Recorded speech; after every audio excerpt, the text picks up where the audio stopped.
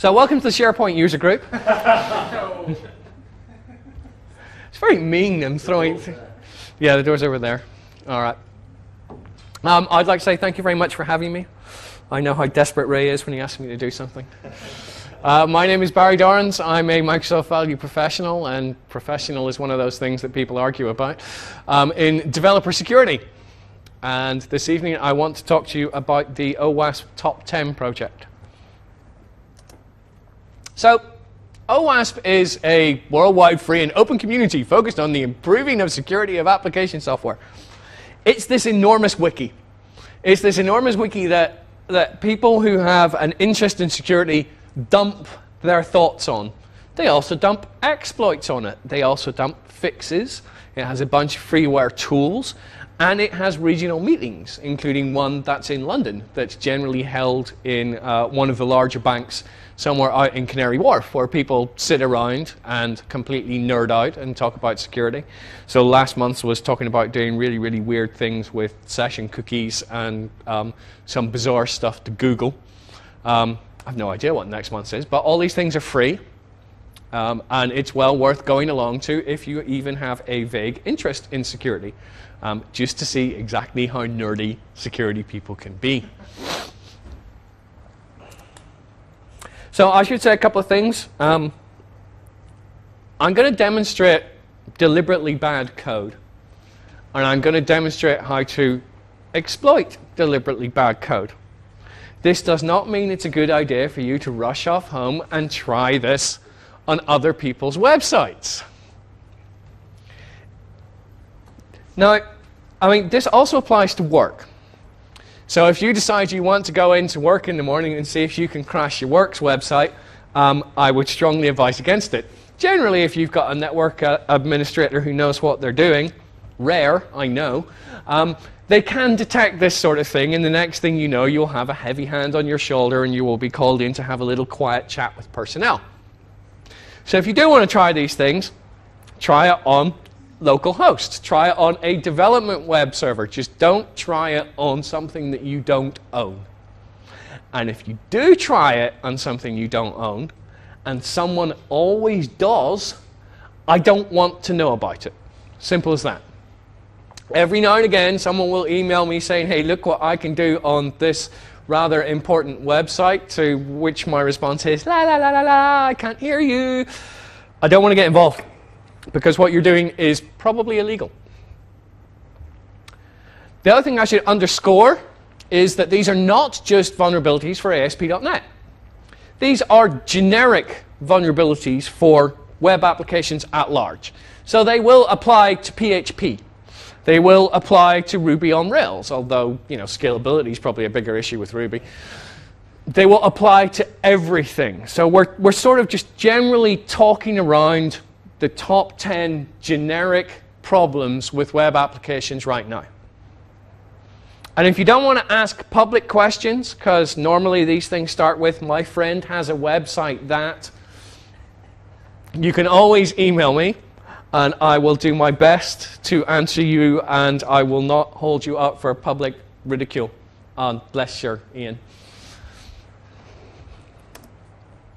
So, at number 10, we have failure to restrict URI access. How many of you trust the other developers that you work with? No one. Normally one person puts their hand up and it turns out they're self-employed. Okay. So we know that we can make mistakes on our own. We know that everyone else can make mistakes. I mean, obviously, yeah, other people apart from me make more mistakes, and I make very, very few. And normally they're just spelling mistakes. But people get things wrong.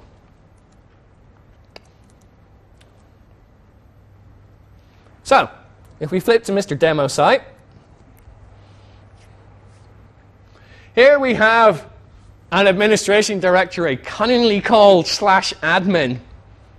And I've got into it without having to put a username and password in, because my coworker forgot to update web.config for the new directory. This has happened before. it will happen again. And what happens, of course, is now I can hit this magic perform administrative action, and something horrible happens. So you may think, well, you know what, that's not actually ever going to happen to me because my coworkers aren't that stupid. Trust me, one of them will be.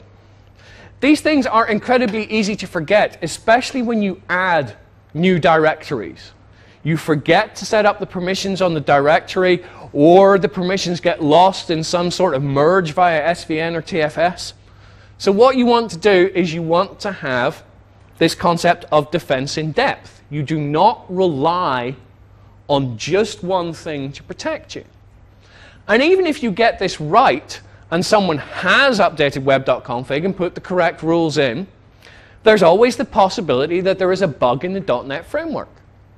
In version 1 of the .NET framework, you could bypass forms authentication by changing the slash that goes that way to the slash that goes that way, because there was a bug in how they were parsing and canonicalizing things.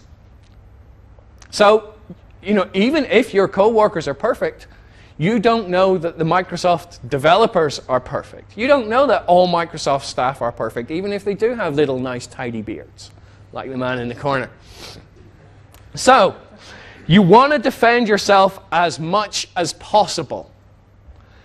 So do we have any suggestions to what we can do here? No one? Really? Okay. So, there are a couple of ways to go about this.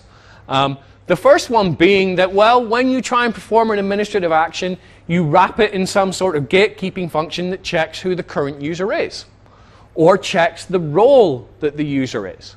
So in each page, you have access to a user object, and you can call user.isInRole, which is absolutely fine.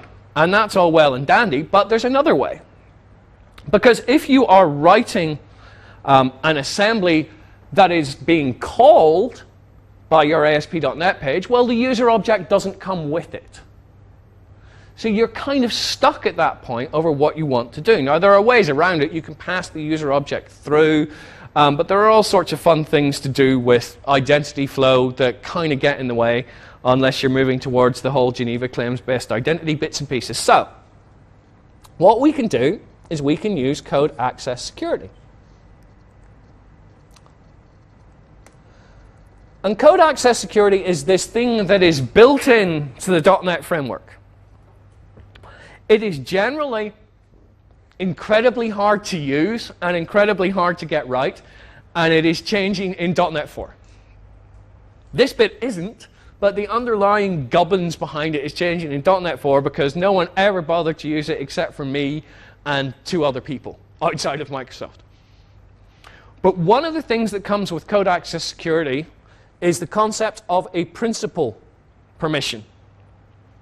Now, the way that user objects are flowing around attached to threads and everything is via this principal class, or the iPrincipal interface. So what we can do is we can add principal permissions. If I uncomment this, we have principal permission, security action.demand. So it's going to demand something, and what it's looking for is that the current user is in the administrator's role. So if I recompile that,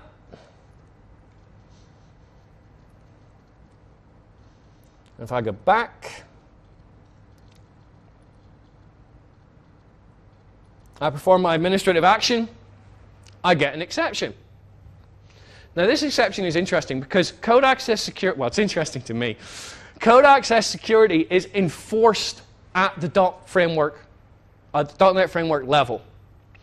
If the security demand fails, your method will not get called. But even better, you can apply this to a method, but you can also apply this to a class. So if you have a class that performs administrative functions, you can mark the class as only being callable by someone that is in the administrator's role, or indeed a particular user. You want to go further than that, you can apply it to an entire assembly. So you are enforcing security rules at an assembly, at a class, or at a method level without having to worry that a user object is flowing through correctly to you, or having to look at the current thread, pull the principal object off that, try and cast it into the right thing, and all sorts of other hokey stuff. So do we have any questions about that? Because I will take questions as I go along, otherwise it just gets incredibly boring for everybody. What if it's not administrator, but a user who wants to update something in his own profile? Is it possible to pass something like user ID? So the question is, what if it's a function that updates, say, a user profile, and a user is calling it? Well, you can't really restrict that because that's a valid action for that user.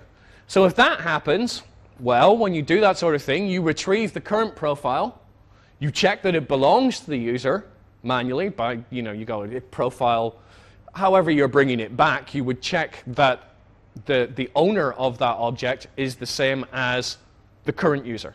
And to do that, you get your user object, or if you're doing that in an assembly, then you have to import system.threading, which is usually a bad idea, because as soon as you do that, it's all sorts of, oh, I've got system.threading, I can spawn my own threads.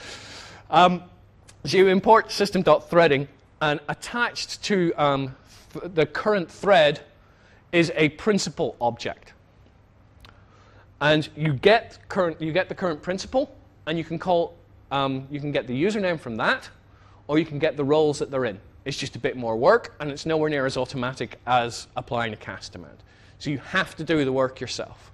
You don't have to pass a user object down because it's attached to the current thread, but it's a good thing to pass the user object down because you may not actually be using ASP.NET's forms authentication, which does the proper attaching of the identity to the thread, or the Geneva bits, which do the proper attaching to the identity of the thread, or Windows login, if you've got impersonation. But if you're doing something like OpenID, and you don't have that facility, these things aren't set up for you, then you need to pass some sort of identity down. So you should be passing some sort of identity of the current user down to your function in that case. Does that make sense? Are we all happy bunnies? So, no more questions? Not on this bit? Cool.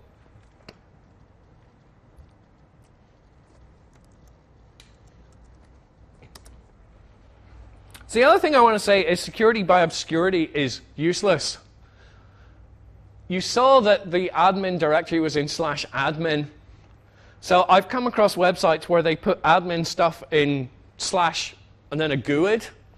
At some point, that's going to be discovered by luck, or by someone logging on from a public browser and someone browsing the history and stuff. You shouldn't have to rely on hiding things. You want to put your rules and you want to put your checks in, and when you put those in, you should assume that anyone can find what you're trying to hide. So generally, we're going to restrict access via ASP.NET's web.config. There are two kind of differences here. If you're running an IIS 6 or IIS 7 in classic mode, I love how they call it classic mode. Surely classic is straightforward ASP or even CGI, but never mind. Then the rules that you set inside your web.config only apply to things that are served up by the ASP.NET ISAPI DLL. So .ASPX, .ASAX, .ASMX, and all the rest of those. If you are running an integrated pipeline mode, the same thing applies until you move the rules. So there are two config settings that apply. If you've fiddled around or if you've created a new website, you will see that if you're creating an MVC one or you're creating an Ajax one, there's a bunch of duplicated stuff at the bottom of the web.config, which is in system.web. And that's the bit that belongs to IIS 7. And if you set them for IIS 7, or you use IIS 7's administrator functionality, because you can set them in there, then it applies to everything. Not just stuff that's served up by ASP.NET, but JPEGs, PDFs, docs, everything. So it's kind of a good reason to run in IIS 7 integrated mode, because all the settings, all the security stuff affects everything. And you should be thinking about using principal permissions as part of your defense in depth strategy. So just as a backup, you would hope that your code doesn't get called and it never has to rely on it, but it should be there just in case. Now, I know this sort of thing goes against the don't repeat yourself strategy, movement, whatever you want to call it that's going on. But frankly, with security, you should be validating everywhere you can. You should repeat yourself lots. I don't care what any of the agile people say. You repeat yourself as often as possible, in as many layers as possible, in as many places as possible, because you want this defense in depth strategy. So are we happy with that? Insecure communications. This is actually an infrastructure thing. This is an IT pro thing, so I'm not particularly going to dwell upon it. Nor do I have any demonstrations, because I don't have a big, enormous network, and it's only a tiny laptop, and I don't have 6 virtual machines set up on how to demonstrate these things. So if we want to secure communications on the internet, generally, we use SSL. SSL puts this little X509 certificate. It encrypts everything that goes across it. How many of you here deal with credit card information in your day-to-day work? How many of you know the rules for dealing with credit card information and exactly how painful they are? If you are storing credit card information, the rules state that communication, even between machines that you own, behind the firewall, must always be encrypted. This gets slightly painful. There are a couple of ways to do this. If you're talking to SQL Server will use SSL certificates, properly generated ones, none of this self-signed malarkey, and it will encrypt the traffic between your web server, or whatever is talking to the SQL Server. It will go across an SSL connection. However, there are times where you want to talk to some weird-ass back-end system that's a little bit backward. SharePoint, Oracle, whatever. So there is another way to do it. Within Windows, in fact, within the TCP/IP stack itself, it's there in Linux, it's there in Mac OS somewhere, probably. There is this thing called IPsec, which stands for IP security. Now, it is slightly painful to configure. However, it is invisible to your applications. If you configure an IPsec connection between machine A and machine B, it happens at the TCP/IP stack level. And it will encrypt using IPsec between the machines. And your applications do not have to do anything. So the setup instructions for this are on TechNet somewhere. It's an IT pro thing, so it's not one of those things that you dig out. It's also on the Patterns and Practices Codeplex site. They have a very good reference manual, which is a bit out of date now, but a reference manual for when you should use security, what different types of security you should use, and it has step-by-step guides. The other thing I would say is the concept of replay attacks. How many of you are using WS security to protect your web services? How many of you have web services that are exposed to the internet at large? How many of those web services should be secured but aren't? If you could just write down the URL for me, that'll be fine. So this isn't just for web services, but we say that you can't look at encrypted traffic. But sometimes what you can do is you can capture it and then send it again and see what happens. You don't actually have to care what's inside. SSL protects against this to a certain degree, but depending on what you're doing and depending on how you roll your own, anything that is a secure transaction, you should have a transaction ID in it. And you should check on the receiving service that this transaction ID has not been seen by your service before. Because if you start checking that sort of thing, you're protecting yourself against replay attacks. With a replay attack, I just capture a bunch of packets and I spit it back down again. I almost don't care what it does. I just know it's going to do something nasty, or it's going to do something horrible. It might bring down a system. It might just cause a credit card transaction to be replayed and reprocessed, which is fun in itself. So you should be stamping all your messages with some sort of message identifier. In fact, what you should be doing is you should be stamping in with a message identifier and then an expiry date, because otherwise you get this ginormous table of message IDs.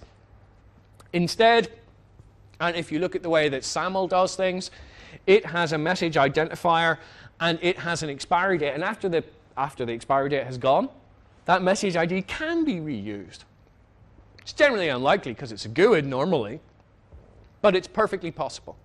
So you put in a message ID, you put in an expiry date, and then every now and again you chunk through and you delete the ones that have expired. We happy with that? Any questions? Okay. Yeah, quiet bunch tonight. At it. Insecure cryptographic storage.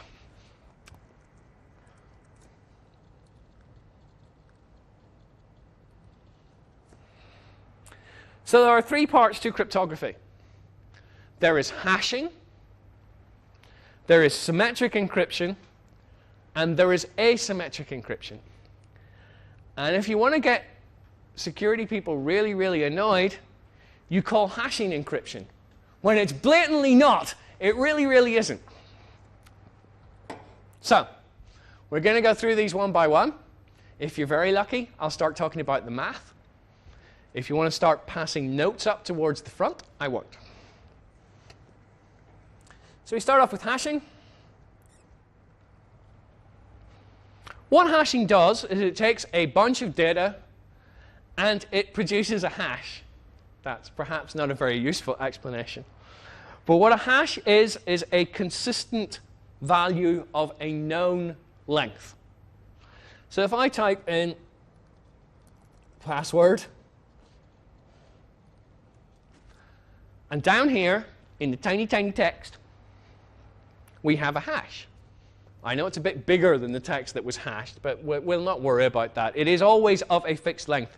If I dumped 2 meg of nonsense in here, it would still be the same length. And this is guaranteed to be the same every time the algorithm runs. But you can't get back from the hash to here. So what hashing is generally used for is for signing documents or signing data and detecting changes. So if I have an XML document that I am sending to someone, I will sign it with a secure cryptographic hash, and at the other end, because they know what your hashing algorithm is, because you generally tell them, they recalculate the hash, and if it's not the same as the one that you've sent, it's changed in transit, and they throw it away. Hashing is also used to store passwords. If you look at the ASP.NET membership databases, if you've got them configured, actually as their default, if you haven't turned this sort of security off, you will never see a plain text password. You will see something like that. You will also see a salt value. So salt is not just good on chips. What salts do is they protect your hashes. Without a salt, your hashes are vulnerable to pre-computed lookup tables and something called rainbow tables. Now, I'm going to not touch rainbow tables because the mathematics in that is quite fun, but incredibly insane. What people used to do, and the most famous example of this is the way to attack the NT4 security database, was they took public open source dictionaries. And they would take a hashing algorithm like MD5 or SHA, and they would go through each word in the dictionary, and they would compute the hash. So then, when they came along and they got a hash, all they had to do was select from pre-computed hashes where hash equals that. And you get the plain text password, because these things have been pre-computed. Now, this started off taking an awfully long time to do. These days, it doesn't take that long to go through an entire dictionary and compute hashes. So we can see what the problem is, right? So what we do is we have this value called a salt. And how you apply the salt, there are various arguments and discussions about the way to do it, but at the end of the day, it doesn't particularly matter. This is a cryptographically secure random number. This is not your C# random class. I should turn that into some sort of M&S spoof, but we'll not. And what we do is we take this salt and we combine it with our password. And then we sort of hash the whole thing together. So now what's happened is these pre-computed dictionaries are useless. Because now what they have to do is they have to pre-compute the dictionary again with our salted value in front of every single word. And for things like passwords, in fact for anything that we're hashing, we use a different salt each time. So once they've done it for one value, it's useless for the next. So they have to recompute again, and that still takes weeks. Salt's not actually secret. We don't care. You can store this in your database beside the hashed value, because it's just there to protect the hash. And then what happens is when your user comes to log in again, your application, your page gets their plain text password. And what you're doing is you go away, you get their salt value, you combine it with their plain text password, and then you compare the hash against the hash that you have stored. So if someone manages to lift your entire password database, it's kind of useless to them, because everything's hashed, nothing's stored in plain text. So are we happy with the concept of hashes? But if salt is not secret, how can it protect from dictionary attacks? How can it protect? Because if salt is not secret, how can it protect from dictionary attacks? Because you have to pre-compute the dictionary again. And that is a long operation. It doesn't protect you entirely. It just makes it a real pain in the ass to do. So generally someone will go, well, I'm going to go try over there. If you really want to protect it, then you start enforcing rules on your passwords. They cannot be proper words. They must have numbers in. They must have a mixture of upper and lower case and a punctuation mark. They must be changed every 30 days. Your users will hate you, but they will be secure, because once you start moving away from dictionary words, you start inserting punctuation marks at random or at numbers, then these are not things that can be pre-computed. You're still vulnerable to rainbow tables, because at the end of the day, you're taking a large value and compressing it down to something small. And as you do that, well, a hash is not actually guaranteed unique for a particular set of data. It is actually guaranteed not to be. Indeed. But what it is guaranteed to be is collisions are unlikely. But it is possible. So MD5, which has been the standard hashing algorithm for a long time, there are now collision algorithms and ways of generating data that comes up with the same hash as an unknown value. This isn't the same as getting it backwards, but you can eventually fudge around and you'll get something that produces the same hash, and then you can sort of use that and various kinds of things. So obviously, don't use MD5, don't use SHA-1, and we'll come on to the ones that you should be using eventually. But basically, these things are there to make things harder. You can, you can never stop it unless you want to unplug the network cable out of the back of your machine. Make sense? We happy? If we want to see the code and how to do this, it's not very exciting, but I can show you because it's reasonably simple, and that may reassure you that this is a good idea. Hello. What are you using to generate your salt? What do you recommend Ah. to generate your salt? Okay, well, we use cryptographically secure random numbers. And I did underscore that, and it will be in the slides, but if you want to run ahead, we shall do so. So, the code for all of this is downloadable from my blog.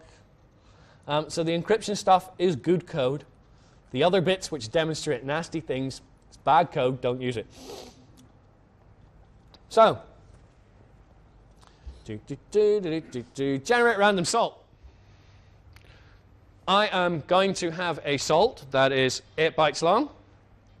I spin up RNG Crypto Service Provider, which is the random number generator that is cryptographically secure. And I just say, I'd like you to fill my array with random numbers, with completely random data. And that's it. That's all you need to generate a random salt.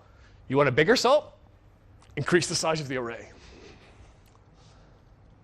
So basically what we do to create this one, I'm actually creating a SHA-256 hash, is we convert our plain text and we convert our salt, if it's in a text format, we convert them to bytes. Now what I'm doing is I'm adding the two together. Then I create my SHA-256 managed class. And you will see as you mess around with these things that there are unmanaged classes as well, which are generally a heck of a lot faster, but not as portable. So if you want to port your hashing and encryption code between your ASP.NET page and, say, Silverlight, you stick with the managed classes. If you want to go for that extra kick, go for the unmanaged ones. Put them all together, and then basically we hash it. We have hash.compute-hash. And that's all there is to it. And we do the same thing again when we want to compare, and we do a binary compare. We go through each of the arrays and go, is this byte equal? Is the next byte equal? Is the next byte equal? That's it. We happy and content? Oh, yes. So if you're using it for signatures, then yes, you pass the salt to the other person because they need to know it. If you're using it for storing passwords, well, then you never need to. It never goes outside your application. It depends on what you're trying to do. And in fact, a lot of the XML stuff, the message passing as part of WS security, does all this for you. So you don't have to worry, and it wraps the keys up, and it wraps the signature up, and it passes them all down. And the .NET framework has classes to actually validate these things, so you don't have to do it manually. But it's good that you see the basics, because then you will understand it when they talk about doing HMAC and all the rest of it when it comes to SOAP and the automatic encryption bits and everything else. So we happy with that? Are we bored yet? Do we think that's the pizza? Sure is. It's far more important. So, symmetric encryption. Symmetric encryption is, well, symmetric encryption is when the encryption key is shared between two systems. So if I type in password, and the algorithm that I have used actually needs a salt that's 8 bytes long. And we've got this thing called an IV, and I'll talk about that in a minute. And we encrypt it. There it is. And then we need these three things to unencrypt it. Nice and simple. We happy with that? So there are some drawbacks to this. Namely that you have to share your encryption key. This is not suitable for communication between you and another party. Not really. Because you have no way of telling who did the encryption, and we'll come on to that in a minute. So symmetric encryption generally is when you are storing password or you are encrypting information for yourself and you're not passing it on to anyone else. So do we want to see the code behind this, or do we not care? You want to see the code? Oh, you're demanding. Hardly anyone cares. So the code for this, it's a little bit funky, because what I'm having to do is the encryption keys are generally binary data, but I'm having to convert them to text to show you on the screen. So a lot of this is the conversion process between binary data and text.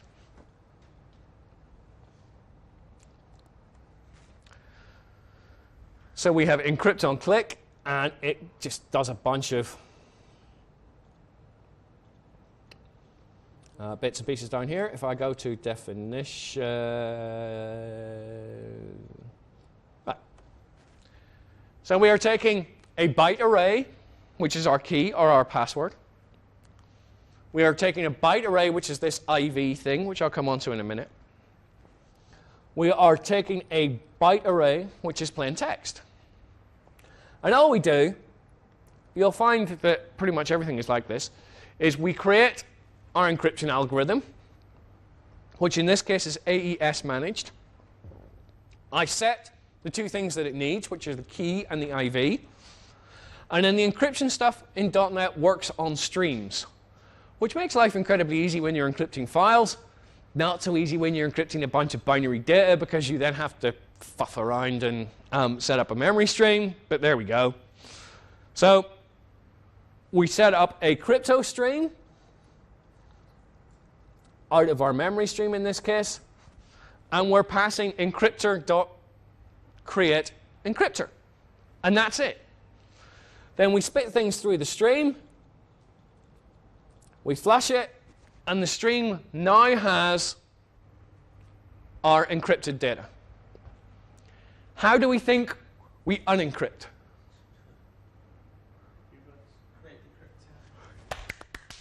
Who said that? Here you go, sir. You can have the one piece of swag that I have. Would you like Visual C# step by step? Sure, why not? If you'd like to pass it down to the guy at the back. Thank you very much. So this is incredibly easy at the end of the day. You're right. All you do is you create the same algorithm. You set the same values. You call create decryptor, and obviously you spit the encrypted data in as opposed to plain text. And when it comes out, again, it's decrypted text. So I should talk about this IV stuff. Not a way to take illegal drugs, but it stands for initialization vector. So the best symmetric algorithms out there are called block algorithms. And what they do is they split what you want to encrypt into little tiny blocks. And they encrypt it block by block. And they use the value of the last little block that they encrypted as part of the encryptor algorithm for the next little block. So it goes like that, up and down like a sine wave. Well, there's a problem with the first block because you have nothing to start it with because it hasn't encrypted anything yet. So we have this IV, or an initialization vector, and it is, yet again, a simple cryptographically secure random number, or a random piece of data.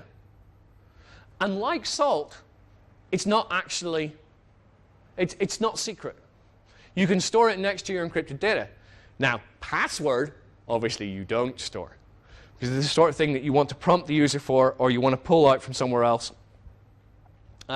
And what I've done here is between the password and the salt, I use those to generate a key, a symmetric key between the two of them. So this example is what you would really do for things that you want a user to be able to encrypt and unencrypt. If you do it on a system basis, well, then you just generate a key randomly yourself. It's another block of random data, and away it goes. So are we happy with what an IV is?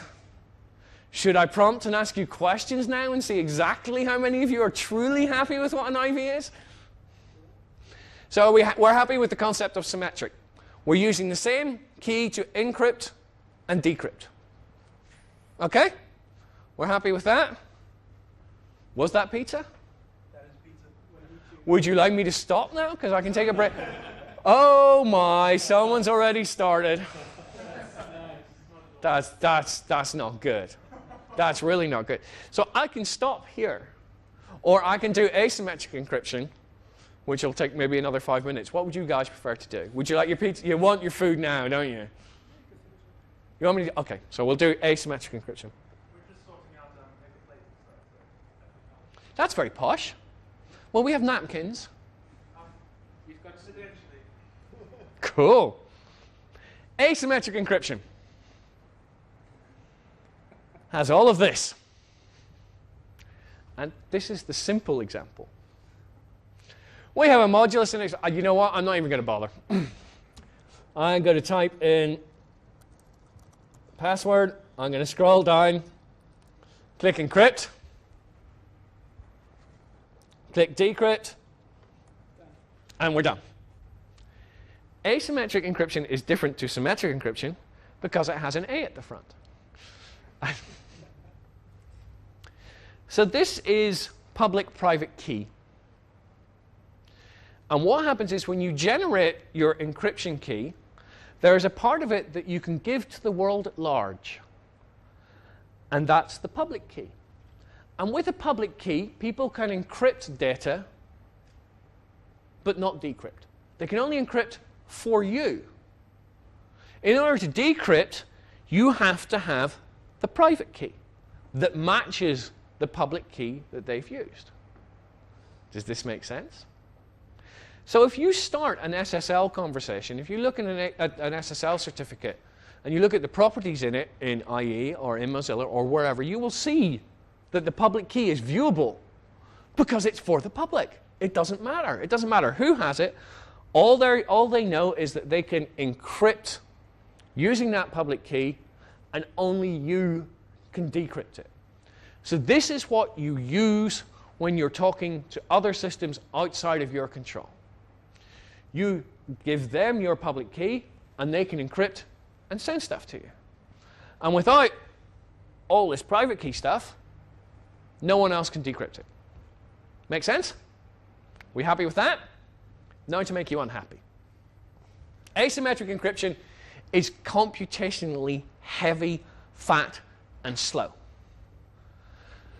The algorithms that the .NET Framework implements can't cope with enormous blocks of data. So what tends to happen in things like SSL or in WS security is, well, asymmetric is very, very slow. But symmetric is very, very fast. So what the person wanting to send something to you does is they generate a symmetric key. And then they protect that symmetric key via asymmetric encryption, so only you can get it. And then they encrypt all the guff that they want to encrypt with their symmetric key and send the whole lot down to you.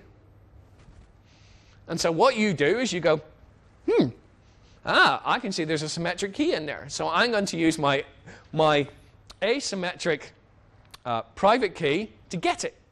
You pull it out, and then you decrypt the rest of the message using the symmetric key, because that's a lot faster, and it will cope with a lot larger hunks of data. And the good news is this is done for you, generally. You don't need to implement this sort of thing yourself. It's what SSL does behind the scenes. It's what WS security does when you're encrypting SOAP messages. And along with everything else, WS security also will sign everything using those hashing algorithms that we saw before, so you can detect if anything has changed. So are we vaguely happy with this? Because I saw people going, at the end of the day, you honestly don't need to know. It's done for you. These are randomly generated asymmetric keys. Generally, your asymmetric key will appear magically in the form of an SSL certificate. It's generally how you exchange things with the outside world. Internally, you want to do this yourself, you can have a bit of a mess about, you can generate ones randomly. So are we happy with that? Do we want to quickly see the code before we eat? Even though some of us have already started eating.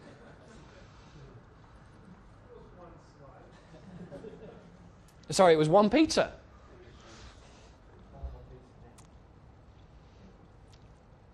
So a lot of this, like I said, is just futzing around getting the public and private key pairs into a state where they can be displayed to you. So don't worry about most of the code around it. Eventually, all we care about is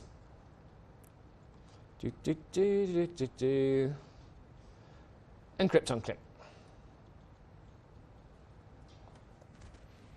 So encrypt loads the public key. It creates an RSA crypto service provider because that's the one everybody uses. It puts the public key into there and it calls encrypt. Do you want to guess how we decrypt? Is there a price? No, there isn't. We've run out of swag. So all these things are no more than 4 lines of code. The rest of the nonsense around this is just getting all the keys into a state where they can be displayed on screen so I can explain things. So it is incredibly easy. We happy and content? Do we think that we can do it? Okay. So, like I said, symmetric, same key, asymmetric, public-private key. These are the minimum algorithms that you should be using. For hashing, SHA-256. For symmetric, you use AES, and for asymmetric, you use that one. You should encrypt your data first and then produce a signature of the encrypted data. Because the person at the receiving end doesn't want to waste time decrypting something that may have changed. So your hash is sent along with it as plain text. So people can then detect changes and throw it away before they go through the heaviness of having to unencrypt your data. Make sense? Use symmetric when all the systems are yours. You don't care about who did it. Use asymmetric when you're talking to external systems. If you want to know who it is, well, this is where SSL certificate comes into it. And what will happen is the people that are encrypting will then tend to sign it with the public key of their SSL certificate. And as part of that, their SSL certificate identity comes down through it. Again, this is taken care of automatically for you. But you use X509/SSL when you want to identify who's done the encryption before sending it to you. Now remember that asymmetric is all in memory, so no big fat lumps of data. And you combine the two, which generally happens automatically for you, so you don't have to worry, for speed and security. A few more things. Don't reuse your keys for different purposes. The more you reuse a key, the more information may leak from it. Any encryption keys that you generate should be stored outside your main database, in another SQL database, in another SQL database on a separate server, in another SQL database on a separate server that only a particular user has access to. The keys are the things that you don't want to go walk about. Use cryptgen random for random numbers. Use and rotate salts in your hashing. For initialization vectors for symmetric, use unique ones each time and they can be stored beside your encrypted data. They're not secret. And if all this is too much, that really should be DP API, but I think DAPI sounds better. Windows has this thing called the Data Protection API that will securely store your keys for you. However, if something goes wrong, the only way to get them back again is to restore a full backup of the machine. So it's up to you whether that's a risk that you want to take. There are other fun things with it about whether the network service account has access to things and how you set up your application pools, but it's an option that takes away a lot of the work for you. And we'll stop there before someone sneaks out and has another slice of pizza.